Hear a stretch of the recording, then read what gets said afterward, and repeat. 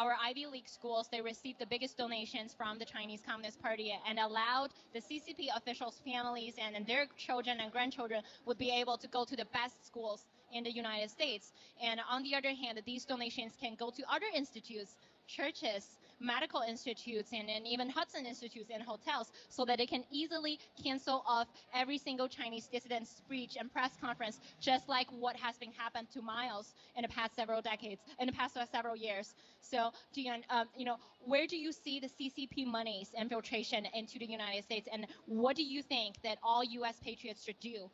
Well, I think the number one thing is that they should obviously get involved in their political process. They should be very knowledgeable, start working on understanding the role that the Chinese Communist Party plays inside the United States locally, because they are doing that. There's a lot of influence peddling. It doesn't really matter what state you're in, they're doing it.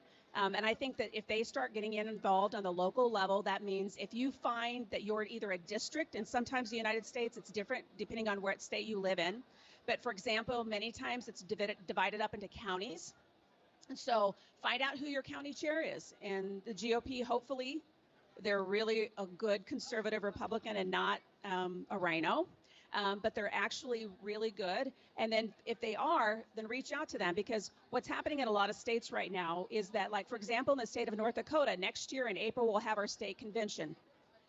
And the people that get put into delegate positions on the local level, and we have districts up in North Dakota, those individuals will be able to vote in or nominate or endorse who their federal candidates will be for United States Congress, and also too for the Senate seats. So those delegate seats really do matter, because they are the ones that actually put those people in the positions of primaries. And if they don't get involved, then the long-term consequences usually are that we get people in those roles and positions that are being funded sometimes by outside entities that don't always have a state's good nature in mind. Yeah.